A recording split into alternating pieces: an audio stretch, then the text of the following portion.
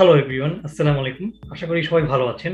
আজকে আমরা IFRS 16 অর্থাৎ অ্যাকাউন্টিং ফর লিজেস নিয়ে আলোচনা করব। তো অনেকের থেকেই অনেক ফিডব্যাক আসছিল যে IFRS 16 লিজ নিয়ে আলোচনা করতে, এবং অনেকের কাছেই মনে হয় যে এই টপিকটি অনেক কঠিন। তো আজকে আমরা লিজ নিয়ে আলোচনা করব। তো ফার্স্টে আমরা যদি দেখি ডেফিনিশন অফ লিজ, এখানে বলা হয়েছে lease is defined as a contract granting an entity the right to utilize a specific asset for a prescribed period of time in exchange for agreed upon consideration. তো আমরা যদি ডেফিনেশনটিকে একটু ভাঙি তাহলে আমরা দেখব লিজ হচ্ছে একটি কন্ট্রাক্ট এগ্রিমেন্ট, অর্থাৎ দুই পক্ষের ভিতর লেসর যিনি লিজ দিচ্ছে এবং লিসি যে লিজ নিচ্ছে তাদের দুজনের ভিতর একটি এগ্রিমেন্ট থাকতে হবে। সেখানে লিসির অর্থাৎ যে লিজ নিচ্ছে তার যে অ্যাসেটটি লিজ নিচ্ছে সেই অ্যাসেটের উপর একটি রাইট থাকতে হবে, অর্থাৎ আমি যে অ্যাসেটটি ইউজ করব সেই অ্যাসেট ইউজ করার রাইট পেতে হবে, এবং এটি একটি নির্দিষ্ট স্পেসিফিক টাইম পিরিয়ডের জন্য হতে হবে, এবং এর বিনিময়ে লিসি যে লিজ নিচ্ছে তাকে অবশ্যই একটি কনসিডারেশন পেমেন্ট পে করতে হবে। তো এভাবে যদি কন্ডিশনটি ফুলফিল করে তাহলে আমরা বুঝবো যে এটি একটি লিজ। আমরা যদি তো ভিউয়ার্স, আমরা জানলাম যে লিজ হতে হলে দুজন লিসি এবং লেসরের এগ্রিমেন্টের ভিতর লিসি অর্থাৎ যে কোম্পানি বা যিনি লিজ নিচ্ছে তার অবশ্যই ওই স্পেসিফিক অ্যাসেটের উপর রাইট অফ ইউজ থাকতে হবে, অর্থাৎ তার ওই অ্যাসেটের উপর কন্ট্রোল থাকতে হবে। তো একটি কন্ট্রাক্ট লিজ হবে কি হবে না এটি ডিপেন্ড করছে যে লিসি যে লিজ নিচ্ছে তার ওই স্পেসিফিক অ্যাসেটের উপর রাইট অফ ইউজ অর্থাৎ ইউজ করার রাইট আছে কিনা। তো ইউজ করার রাইট আছে কিনা এটি ডিপেন্ড করবে দুটো বিষয়ের উপর। আমরা যদি দেখি, to determine whether a contract grants control of the asset to the lessee, অর্থাৎ কোনো কন্ট্রাক্ট লিসিকে অ্যাসেটটির কন্ট্রোল হোল্ড করার পারমিশন দেয় কিনা এটি ডিপেন্ড করবে দুটো জিনিসের উপর। ফার্স্টই হচ্ছে the right to substantially all economic benefits from the use of the asset, অর্থাৎ লিসি যখন অ্যাসেটটি ব্যবহার করবে তখন সেই অ্যাসেট থেকে সাবস্টেন্সিয়ালি যে বেনিফিটগুলো আসবে মেজরিটি অফ দি পোর্শন বেনিফিটসই লিজই ভোগ করবে। ফর এক্সাম্পল, একটি কোম্পানি যদি গাড়ি লিজ নেয় এবং সেই গাড়ি থেকে যদি তাদের ডেলিভারি দেয় এবং সকল কাজ তারা করে তাহলে তারা কিন্তু বেনিফিট হচ্ছে গাড়ি থেকে। এবং এর সাথে সাথে সেকেন্ড অপশনে বলেছে the right to dictate how the asset is used by the entity, অর্থাৎ কোম্পানিটি যখন গাড়িটি লিজ নিচ্ছে কোম্পানি কিন্তু ডিকটেট করছে গাড়িটি কোন রুটে চলবে, কিভাবে চলবে, কোন দিন চলবে না, বা কোনো দিন যদি এক্সট্রা ডিউটি করে কিভাবে করবে, অর্থাৎ গাড়িটি টোটাল ম্যানেজমেন্টে কিন্তু লিজই অর্থাৎ যে কোম্পানি লিজ নিচ্ছে তার কাছে চলে যাচ্ছে। তো এই দুটি কন্ডিশন ফুলফিল করলে আমরা বুঝতে পারবো যে লিজ অ্যাসেটটির উপর যে এন্টিটি লিজ নিচ্ছে অর্থাৎ লিসির রাইট অফ ইউজ পারমিশনটি দেওয়া হয়েছে। তো যদি এটি হয়ে থাকে তাহলে আমরা বুঝবো যে এগ্রিমেন্টটি একটি লিজ। তো ভিউয়ার্স, আরেকটি কনফিউশন আছে যে IAS 16 লিজ চেঞ্জ হয়ে IFRS 16 কেন এসেছে। তো আমরা যদি দেখি IFRS 16 এর মেন অবজেক্টিভ হচ্ছে to ensure that lessee and lessors provide relevant information about the leasing activities in a manner that faithfully represents those transactions. তো IFRS 17 এবং IFRS 16 যেটা ছিল, আমরা যদি এই টেবিলটি দেখি তাহলে দেখুন IAS 17 এবং IFRS 16 এর finance lease more or less same.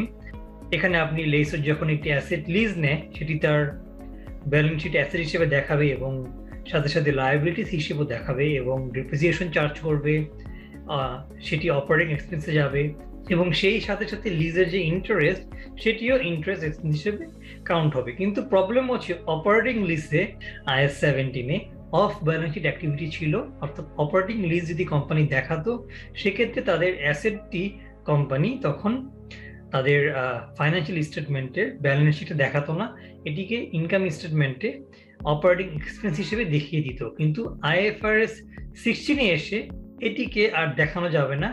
এখানে স্পষ্টভাবে বলা হয়েছে, দেখুন এটি যদি শর্ট টার্ম 12 মান্থসের কম হয় বা অ্যামাউন্টটি এত সাবস্টেন্সিয়ালি লো হয় যেটিকে ফাইন্যান্স লিজ হিসেবে কাউন্ট করা যাচ্ছে না, সেক্ষেত্রে কেবলমাত্র এটিকে রেন্ট বা এক্সপেন্স হিসেবে দেখে দিতে হবে। এছাড়া সকল ক্ষেত্রে IFRS 16 অনুযায়ী যদি এটি 12 মাসের বেশি হয় তাহলে আপনাকে এটি লিজ হিসেবেই দেখাতে হবে, অর্থাৎ আপনাকে IAS 17 এর ফাইন্যান্স লিজের মতোই নতুন করে আপনাকে অ্যাসেট রিকগনাইজ করতে হবে, আপনাকে ডেপ্রিসিয়েশন ক্যালকুলেট করতে হবে এবং আপনার লায়াবিলিটি ক্যালকুলেট করতে হবে এবং ইন্টারেস্ট পেমেন্টও আপনাকে দেখাতে হবে।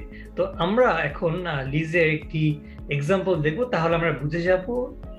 একটু আগে আমরা যেটা দেখলাম যে রাইট অফ ইউজ, অর্থাৎ আপনি অ্যাসেটটি বা আপনাকে যে স্পেসিফিক অ্যাসেটের উপর লিজ নিচ্ছেন সেটি আপনি ইউজ করতে পারবেন কিনা, আপনার কন্ট্রোল আছে কিনা সেটি আমরা দেখতে পারবো।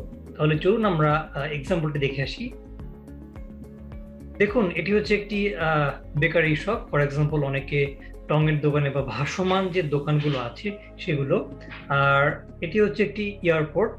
তো এয়ারপোর্টে এই ব্যক্তি একটি ভাসমান বেকারি শপ দিবে, যেখানে তিনি তার যে বেকারি আইটেমস গুলো আছে, বিস্কিটস, পেস্ট্রি, স্ন্যাক্স আইটেমস, এগুলো উনি সেল করবে। ফর এক্সাম্পল পোর্টেবল কোনো শপ, বেকারি শপ দিয়ে। তো এটার জন্য অবশ্যই তাকে জায়গা এয়ারপোর্টের ভিতর রেন্ট বা লিজ নিতে হবে। তো এটি রেন্ট হবে না লিজ হবে, এটি আমরা কিভাবে বুঝবো? তাহলে চলুন আমরা ফার্স্ট কনভারসেশনটি দেখে আসি বেকারি ওনারের সাথে এয়ারপোর্ট কর্তৃপক্ষের। তো আমরা যদি এখানে দেখি, the airport authority is agreed to provide free space for this portable bakery shop, but they will not provide any fixed space in the airport area for a period of 3 years, and they can change the location of the space allocated to bakery shop at any time during the period of use, and the cost that the airport operator would incur to do this job would be minimal. There are many areas in the airport that are suitable for the portable bakery shop. তো এটি viewers rent নাকি lease, এটি আমরা ফার্স্টে দেখবো IFRS 16 অনুযায়ী। তো আমরা ফার্স্টে দেখেছিলাম একটি এগ্রিমেন্টকে লিজ বলতে হলে সেখানে দুটো কন্ডিশন ফুলফিল করতে হবে। একটি হচ্ছে একটি স্পেসিফাইড পিরিয়ডের জন্য আপনাকে সেটি লিজ নিতে হবে, যেখানে একটি কনসিডারেবল সাম আপনি পে করবেন, এবং এর সাথে সাথে যে লিজ নিচ্ছে তার ওই অ্যাসেটটির উপর রাইট অফ ইউজ অথবা কন্ট্রোল থাকতে হবে। তো এখানে দেখুন বলা হয়েছে দে, অর্থাৎ airport authority will not provide any fixed space in the airport for a period of 3 years and can change the location. তাহলে আপনি কি বুঝলেন যে আপনাকে বেকারি শপ করতে দিচ্ছে, কিন্তু এয়ারপোর্ট অথরিটি আপনাকে যে লোকেশনটা দিচ্ছে সেটি তারা তাদের ইচ্ছা মতো 3 বছরের ভিতর চেঞ্জ করতে পারে, এবং লোকেশনটি চেঞ্জ করে আপনাকে যে কোনো জায়গায় দিতে পারে, এবং এর জন্য আপনি কোনো ফিক্সড স্পেসিফিক স্পেস পাচ্ছেন না, এবং এই চেঞ্জ করার জন্য এয়ারপোর্ট অথরিটির কস্টটা হবে খুব কম। এবং এয়ারপোর্টে অনেক এরিয়াস আছে, there are many areas in the airport that are suitable for the portable bakery shop. তাহলে এটি কিন্তু লিজ হচ্ছে না IFRS 16 অনুযায়ী, এটি হচ্ছে রেন্ট। আপনি যদি, কারণ এখানে আপনি কোনো ফিক্সড স্পেস পাচ্ছেন না, আপনাকে ইনিশিয়ালি একটি স্পেস দেওয়া হচ্ছে, এরপর এয়ারপোর্ট কর্তৃপক্ষ চাইলে আপনাকে অন্য জায়গায় শিফট করে দিতে পারবে। এখানে যেহেতু এই নির্দিষ্ট স্পেসিফিক স্পেস, অর্থাৎ ওই স্পেসিফিক অ্যাসেটটার উপর আপনার কন্ট্রোল নেই, সেক্ষেত্রে এটিকে লিজ বলা যাবে না। তো লিজ যদি হয় তাহলে কোনটি হবে? দেখুন, the airport authority is agreed to provide free space for this portable bakery shop. This is fine. They will provide a fixed space in the airport for a period of 3 years and cannot change. এই লাইনটি খেয়াল করুন, airport authority will provide fixed space in the airport, তারা একটি fixed space দিবে, এবং they can't change the location, তারা লোকেশনটি change করতে পারবে না। অর্থাৎ আপনাকে ধরুন এই জায়গাটা একটি স্পেস দিল, এই স্পেসটি আপনি 3 বছরের জন্য ইউজ করবেন, আপনি এটির উপর কন্ট্রোল পাবেন, এবং এয়ারপোর্ট অথরিটি এই স্পেসটি আপনার থেকে কন্ট্রাক্ট পিরিয়ডের ভিতর নিতে পারবে না। দেখুন, the bakery shop owner can use the space in any way he wants but needs to follow the operating course of airport shop operations. অর্থাৎ আপনাকে এই স্পেসটি দেওয়া হলে এই স্পেসটির উপর কন্ট্রোল আপনি পাবেন, এবং আপনি যে উপায়ে চান সেই উপায়ে এখানে আপনার পোর্টেবল শপটি রেডি করে আপনার প্রোডাক্ট সেল করতে পারবেন এয়ারপোর্ট অথরিটির কোড অফ কন্ডাক্ট মেনটেন করে। এখানে যেহেতু একটি স্পেসিফিক স্পেসের উপর আপনি কন্ট্রোল পাচ্ছেন এবং একটি নির্দিষ্ট পিরিয়ডের জন্য আপনি এটিকে লিজ নিচ্ছেন, তো সেক্ষেত্রে এটি অবশ্যই IFRS 16 অনুযায়ী লিজ হবে। তো IFRS 16 অনুযায়ী যেহেতু এই স্পেসের উপর আপনি কন্ট্রোল পাচ্ছেন এবং একটি নির্দিষ্ট পিরিয়ডের জন্য আপনি এটিকে রেন্ট নিচ্ছেন, তো এটি লিজ হবে। তো লিজ হওয়ার কারণে আপনাকে এই স্পেসটির জন্য আপনার ব্যালেন্স শিটে অ্যাসেট রিকগনাইজ করতে হবে, আপনাকে ডেপ্রিসিয়েশন দেখাতে হবে 3 বছরের জন্য, এবং লিজ লায়াবিলিটি যেটি সেটিও আপনাকে শো করতে হবে, এবং সেই সাথে সাথে ইন্টারেস্ট ক্যালকুলেট করে সেটি আপনাকে ইনকাম স্টেটমেন্টও শো করতে হবে। তো আমরা একটি এক্সাম্পল দেখে আসি, তাহলে লিজের বেসিক আইডিয়া আপনাদের একদম ক্লিয়ার হয়ে যাবে। তো ভিউয়ার্স, আমরা যদি এই এক্সাম্পলটি দেখি তাহলে দেখুন, এটি হচ্ছে একটি লিজের একটি প্রবলেম, যেটি একটি প্র্যাকটিক্যাল ইস্যু। তো দেখুন, আপনি একটি লিজ নেবেন, এটির ভ্যালু হচ্ছে 6 লাখ, লিজ পিরিয়ড হচ্ছে 60 মান্থস, অর্থাৎ 5 বছরের জন্য লিজ নেবেন। এটির কস্ট হচ্ছে 12%। তো মান্থলি ইন্টারেস্ট যদি ক্যালকুলেট করাই আছে, আমি যদি 12 ভাগ দিই তাহলে পার মান্থ 1% করে আসে। আর মান্থলি পেমেন্টও হচ্ছে, যেহেতু 6 লাখ 60 মান্থসের, তো মান্থলি পেমেন্ট হচ্ছে 10,000 টাকা। তো আমরা এখানে লিজের যে ক্যালকুলেশনটা আছে সেটি করেছি। লিজ রেন্টাল সবসময় আপনি 10,000 টাকা করেই দিবেন। আমি যদি স্ক্রল করে নিচে নামি, টোটাল তাহলে 60 মান্থসের জন্য আমি আবার উপরে চলে যাই। তারপর আমার ইন্টারেস্ট হচ্ছে এখানে 1% করে পার মান্থ, তো আমি সেখানে আমার ডিসকাউন্ট ফ্যাক্টর সেটি বের করেছি। তারপর প্রেজেন্ট ভ্যালু, আমার লিজের যে প্রেজেন্ট ভ্যালুটি আসবে 10,000 টাকা যে আমি পেমেন্ট করবো সেটির, এখানে প্রেজেন্ট ভ্যালুগুলো আমরা ডিসকাউন্টিং ফ্যাক্টর দিয়ে মাল্টিপ্লাই করে বের করেছি। তো এরপর আছে ইন্টারেস্ট ফার্স্ট ইন্টারেস্টে আসবে আমাদের যে প্রেজেন্ট ভ্যালু, আমরা যে প্রেজেন্ট ভ্যালুটি ক্যালকুলেট করলাম, আমি যদি নিচে নামি তাহলে এই যে আমাদের যে প্রেজেন্ট ভ্যালুটি, তো এই প্রেজেন্ট ভ্যালুর উপর ফার্স্ট ইন্টারেস্টে আসবে 12%। আচ্ছা, এরপরের ইন্টারেস্টগুলো চার্জ হবে আমার ব্যালেন্সের উপর। ফর এক্সাম্পল, এই যে ব্যালেন্সটি 4,49,548 প্রেজেন্ট ভ্যালুর সাথে আমি যদি আমার ইন্টারেস্টটি অ্যাড করে লিজ রেন্টাল যেটি আমি পে করেছি সেটি মাইনাস করে দিই, তাহলে আমার চলে আসছে এই অ্যামাউন্টটি। তো আমি নেক্সট মান্থে এই যে ব্যালেন্স এর উপর আবার 12% ইন্টারেস্ট ক্যালকুলেট করব এবং একইভাবে আগাবে। তো ফার্স্টে আমি যে জার্নালটি দিব সেটি হচ্ছে, আমি যখন অ্যাসেটটি লিজ নিলাম, তো অ্যাসেটের যে প্রেজেন্ট ভ্যালু এটিকে আমাকে অবশ্যই অ্যাসেট হিসেবে আমার ব্যালেন্স শিটে দেখাতে হবে, এবং সেই সাথে সাথে আমাকে লিজ লায়াবিলিটিও দেখাতে হবে। তো এর জন্য আমি স্ট্রেট ফরওয়ার্ড জার্নাল দিব। Right of use asset debit 4,49,548 এবং সেম অ্যামাউন্ট লিজ লায়াবিলিটি হিসেবে শো করব, কারণ আপনাকে তো এই অ্যামাউন্টটি আবার পে করতে হবে পার মান্থ।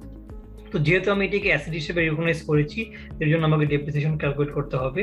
তো ডেপ্রিসিয়েশনের জার্নাল আমরা দিব, ডেপ্রিসিয়েশন এবং অ্যাকুমুলেটেড ডেপ্রিসিয়েশন। তো এটি যেহেতু টোটাল 60 মান্থসের, তো আমরা এটিকে ডিরেক্টলি এই অ্যামাউন্টটিকে ডিরেক্টলি 60-তে যদি ভাগ দিয়ে দিই তাহলে আমার এই ডেপ্রিসিয়েশনটি চলে আসে। আর যেহেতু আমি ইন্টারেস্ট চার্জ হচ্ছে, সেহেতু প্রতি মাসের ইন্টারেস্ট আমাকে দেখাতে হবে। ইন্টারেস্ট এক্সপেন্স এই অ্যামাউন্টটি আমরা ডেবিট করে লিজ লায়াবিলিটি ক্রেডিট করে দিব। আর ফাইনালি যখন আমরা পেমেন্ট করব তখন লিজ লায়াবিলিটি ডেবিট এবং ব্যাংক হচ্ছে ক্রেডিট। তো এই 10,000 টাকার ভিতর ইন্টারেস্ট বাদে আমার লিজ পেমেন্ট হচ্ছে প্রথম মাসের জন্য 5,505 টাকা। তো এভাবে করে আপনাকে সাবসিকুয়েন্ট মান্থসের জন্য বা ইয়ারের জন্য অ্যাকাউন্টিং মেনটেন করে যেতে হবে লিজের জন্য। তো ভিউয়ার্স, আজকে আমি ট্রাই করেছি IFRS 16 অ্যাকাউন্টিং ফর লিজের যে বেসিক কনসেপ্ট আছে সেটি সম্পর্কে আপনাদেরকে ধারণা দেওয়ার জন্য। তো সামনের লেকচারগুলোতে IFRS 16 এবং লিজের যে অ্যাডভান্স বিষয়গুলো আছে এবং প্র্যাকটিক্যাল সিনারিও থেকে যে কমপ্লেক্স ইস্যুগুলো অ্যারাইজ হতে পারে সেগুলো নিয়ে ডিসকাস করব। তো আশা করি আপনারা এই ভিডিওগুলো দেখে উপকৃত হবেন। আর যারা এখনো আমার ইউটিউব চ্যানেলটি সাবস্ক্রাইব করেননি তারা এখনই সাবস্ক্রাইব করে ফেলুন নিয়মিত ক্যারিয়ার এবং প্রফেশনাল রিলেটেড ভিডিও পাওয়ার জন্য। সেই পর্যন্ত সবাই ভালো থাকবেন, সুস্থ থাকবেন। আল্লাহ হাফেজ।